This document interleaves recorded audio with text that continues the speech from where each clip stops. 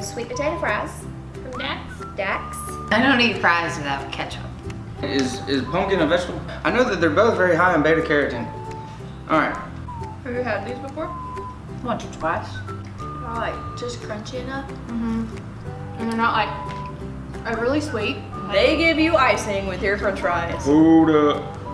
This is my place. I'm gonna go These in are for a my dip. people. I've never dipped sweet potato fries in anything. You haven't? These are where it's at. These are really good. Okay, we're gonna spice it. I went a little overboard again. I feel like this is gonna be really good. Hey. Hey. That's really good. Oh, look at all pumpkin spice.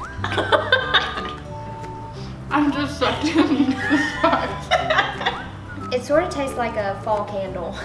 Like if you ate Have you been took a eating spoonful of your Bath and Body Works candle, I think this is what it would taste like. What Spice Girl would you be?